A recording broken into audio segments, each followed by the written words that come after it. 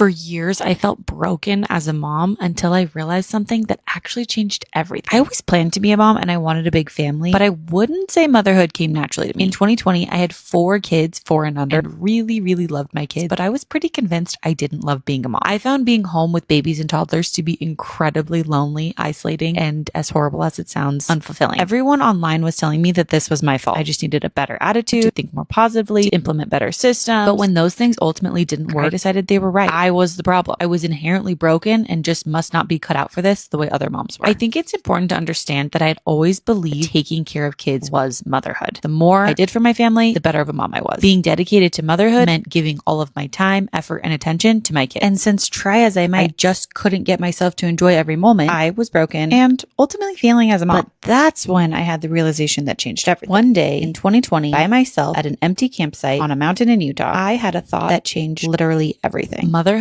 wasn't what I did for my kids. It was who I was for my kids. Motherhood wasn't the job of caring for them 24/7, 365. It was the relationship that existed 24/7, 365, even when I wasn't physically with them. For the first time, I had the words to express what I had been feeling all along. I wasn't broken. Loving caregiving and loving motherhood were different things. For the first time, I gave myself permission to do what I actually wanted without the fear that it would make me a bad mom. I gave myself permission to do less housework, less managing the entire mental load, and ultimately less time focused entirely on my kids. And I was able to do it without feeling like a bad mom because I now understood what motherhood actually was. I'm convinced that all moms could benefit from understanding that taking care of your kids and the relationship of motherhood are different things so that they can ease the pressure that's been put on them too. Which is why I've created this space to remind you doing less for your family doesn't make you less of a mom. I would absolutely love it if you stuck around and shared this with your friends because I think we could all use regular reminders that doing it all isn't a requirement of being a good mom.